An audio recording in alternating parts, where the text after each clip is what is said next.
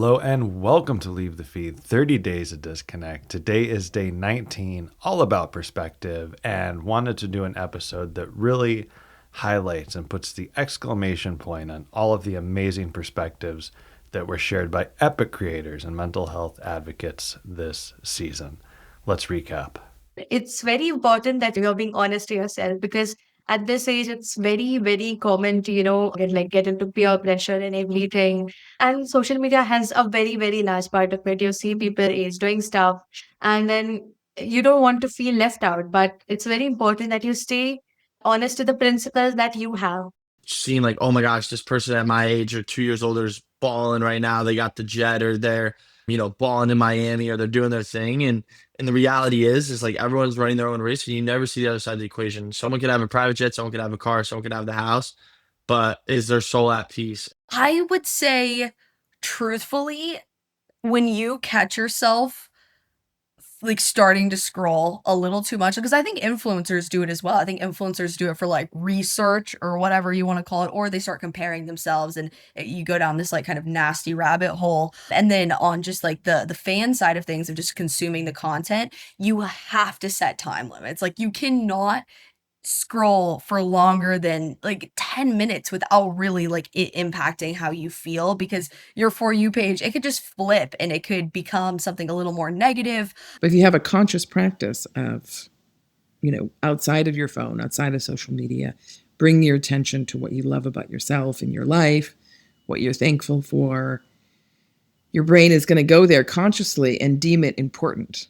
It doesn't do it really on its own. It doesn't track positivity and progress on its own. But once you start to do it as a practice, then it's really cool because you do find what you're looking for. But it always lands back to manifestation for me, because I feel like manifestation is not just speaking things into existence, but going after your dreams, acknowledging that there are things that you want to do with your life that are bigger than what you might be doing right now, that there are things that you want to attract into your life. And for me, I do say I manifested my career, my life that I'm living right now. But on top of that, it's also being able to go after it, setting those goals, because it's not just like, okay, I'm going to manifest blowing up on TikTok. It's like, well, what do you have to do for that? You have to put the work in, you have to make the videos, you have to kind of be like smart and strategic about it as well. And I think without that intention of, let's say, blowing up on TikTok, for example, like how are you gonna start making motions towards it? I think manifestation, everyone manifest, whether they even realize it or not. It's pretty much having those goals and then starting to move towards those goals. We actually have to put our identity in something else outside of our channels, outside of our work, outside of our analytics, right? And so having this mind of, let's call it the mind of Christ, right? Having this heavenly perspective saying there's actually something bigger, right, out there that informs the way that we work, that informs the way that we relate to one another, that informs our identity, right? I'm no longer primarily a YouTuber or a TikToker or an Instagram creator, right? I'm primarily a son of God, a daughter of God, right? And so that perspective, that identity shift allows us to say, even if the analytics are down, even if it doesn't get as much views, I am still loved by God, because it's not my worth, my value is not dependent on me. It's dependent on who created me. And he says that I'm enough. He says that I'm worthy. He says that he loves me. And so I try and use that framework to help creators, right? To say, you were meant for more than just making YouTube videos online, right? You are meant for heavenly things. It's just very difficult to be authentically engaged in a social media context without very sort of disciplined practice and clear intentions about why you're there, what you're trying to get out of it, how do you speak and interact from a place of truth, where, the platforms are set up aren't necessarily designed for intentional, authentic interaction. It's volume, it's doom scrolling, it's all so algorithmically based. And so, yes, a world shaped by feeds and algorithms may make living that out a bit more difficult, but still very possible. And to your question, at times, even further enabled by. And so I guess one of the pieces of advice I would give or think about in that context is that intention to be understood and valued means that we curate our digital inputs with compassion for ourselves and for others, that we look for ways to choose real messages about life and about ourselves and about our passions and our interests, that we think about how to create from a place of true expression and not performance. And yes, find ways to reclaim moments offline where that connection that we, sort of find and that starts to vibrate in those expansive ways on social, that we give them time and space to actually breathe in real life. And whatever that means to the individual.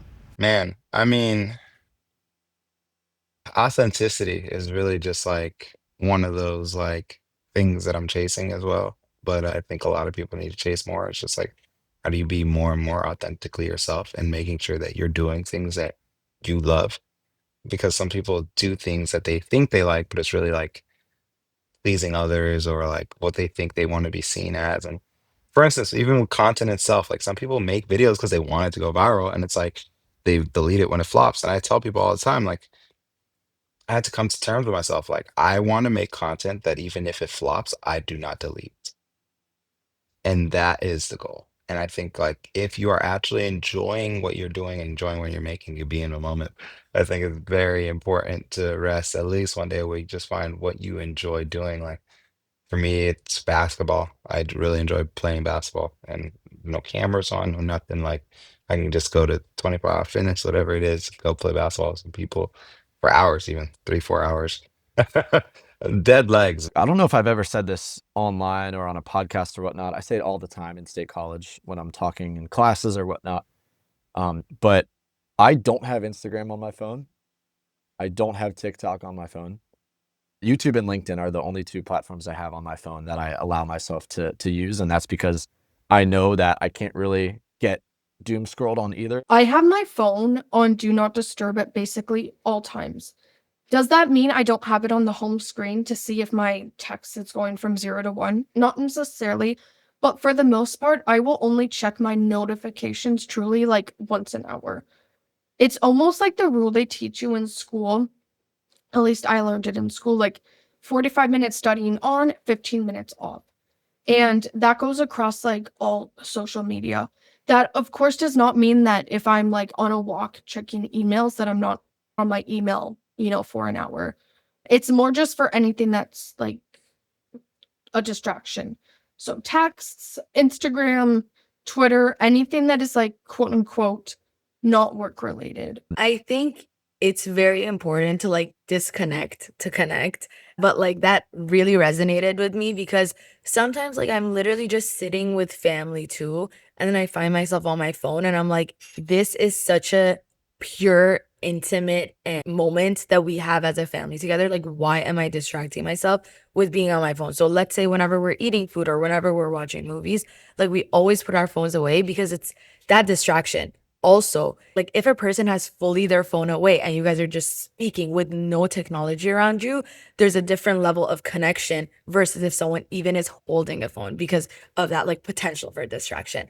I think we need to come back to see it as a tool and not just as this crutch for life. And for me, one of the things that I realized last year, I felt just like so creatively burned out. And it was because I was like consuming so much. I was consuming more than I was creating.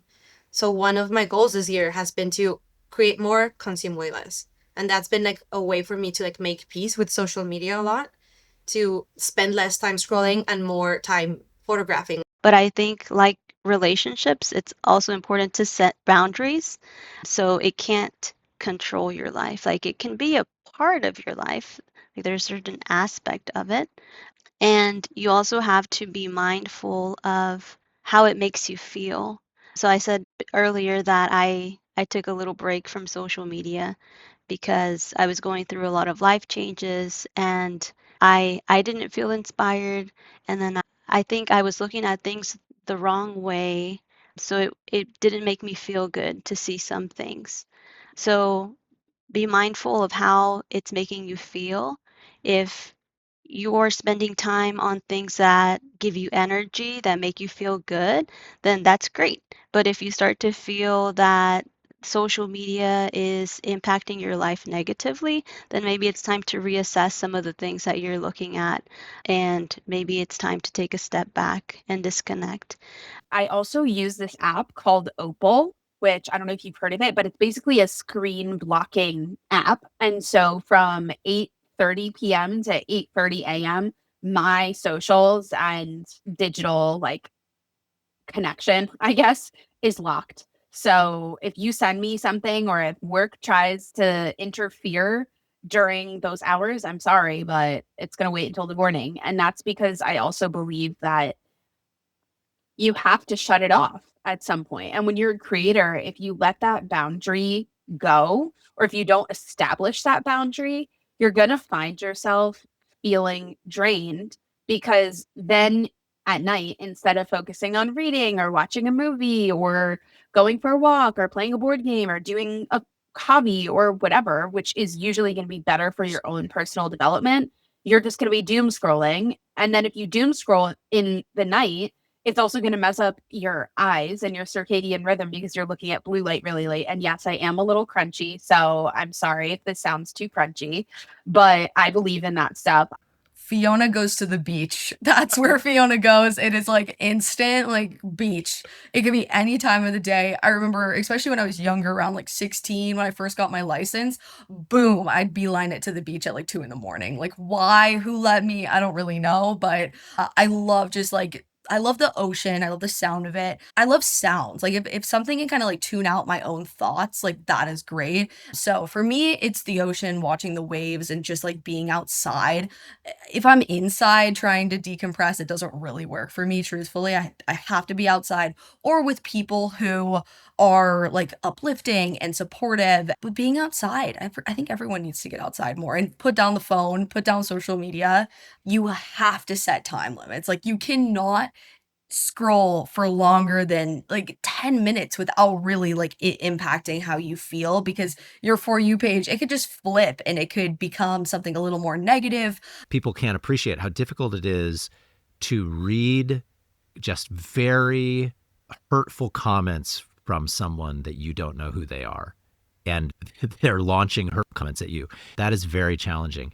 But then to pair that with you're putting this stuff out there, and even if it doesn't receive hate or meanness and unkindness, but just doesn't get the engagement or the likes that you would want, that's really challenging mental health wise, because the temptation is to tie your self-worth to that. And so if it goes out there and people are not saying that they like it by liking it or commenting, you feel like they don't like it, and therefore they don't like you, and therefore you're worthless. And that is a very, very dangerous path to be on. And so certainly something that I think is very important as a content creator, as anyone who's putting content out on social media, to be very intentional with where you and how you define your self-worth, and realizing who you are and why you are valuable as a person to other people. For sure. And I also think there's something to reevaluating the relationships in your life every so often, because what you don't want to do is be in a situation where you just have these people from lifetimes ago that have followed you for whatever reason, but you have no similar interests. You can't really connect on anything, and they're bringing you down in some weird way. So it's okay to also say, this relationship isn't for me. So I think doing a little bit of an audit, because everyone grows in different directions, and like that's okay. Sometimes people are just meant to be in your life for a season or a reason. Is that the saying? A reason or season? So I think there's also no harm in reevaluating your friendships and deciding that certain people don't need to be there anymore. But also some big awareness we need to have as individuals of how to take care of ourselves. And it might mean, of course, connecting into community with fellow creators who get what we're going through, and mental health professional support, but also realizing the importance, I would say, of community offline that might be in this industry, but also might not be, right? That really understand you and get you to what you do, and also not connected to what we do, because so much of our identity is entangled Yeah, I mean, straight off the bat, being Jewish and loud and proud online, especially today, is not seen as a positive thing. So I've been receiving a lot of hate, whether it be from death threats to hate comments ever since 2020. Unfortunate, but true. So I've always been loud and shared even some of the comments at points where I felt like I needed to, or interacted with different platforms to share my thoughts on the matter and like reporting the comments. I've held different community WhatsApp groups. I started one in 2020 for Jewish influencers. Started with like 20 people, and now it's so beautiful. There's so many people who are Jewish voices online. Now there's over 300 people in this WhatsApp. I'm the only admin, and really it was meant to be like a safe, protected space to help bring everyone together. You do it your way, like, and your way is the way that you do it, and that's what is the beauty. We are all artists in what we do as a human within the human experience. And so I feel that, like, once I had that 5-day phone fast and, some other things, it's like, we've lost the art in what we do as humans, just with how we have to convey. We can't send emojis. We have to actually show that expression on our face and things of that sort. So why you do it is, ask yourself and continue to ask yourself until you're happy with what, the answer is, because it's really just peeling back the onion with things. There's some times where I definitely notice that I'm like addicted to scrolling on Instagram and things like that. And whenever I do, what always like kind of helps me reset is just kind of like going on a trip for like 4 days where I don't have access to internet, or I just like, I don't know, I put my phone on airplane mode and tell people I'm not going to really be in touch. And I feel like that always just like resets me. Like, even if, I go back to my day to day life, I do use my phone, I do use Instagram. It just feels like I've kind of like cold turkeyed it for a bit.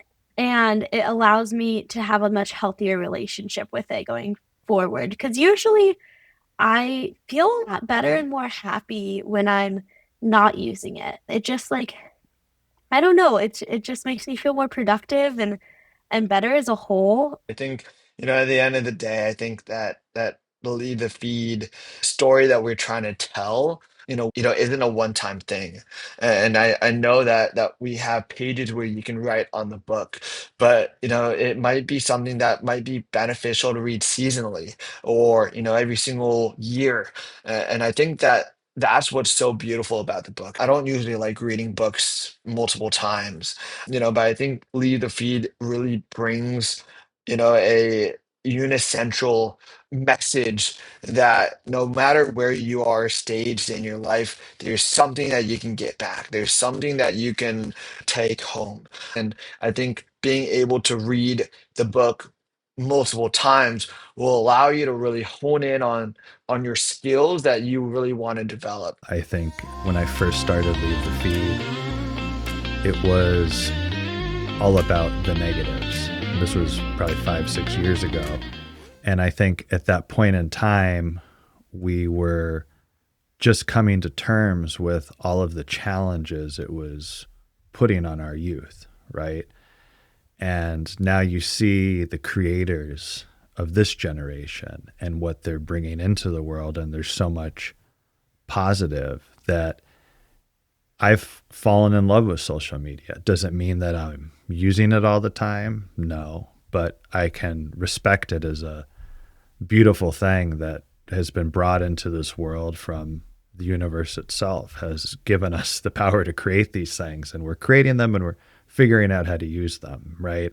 That's one of the challenges, is understanding that something can be beautiful and be powerful, but can also be dangerous, right? And something that we don't necessarily like to focus on too much in this existence in this world is about like balance and temperance, right? Like not having too much of something. And it's unfortunate because in these digital environments, you can put out such amazing content.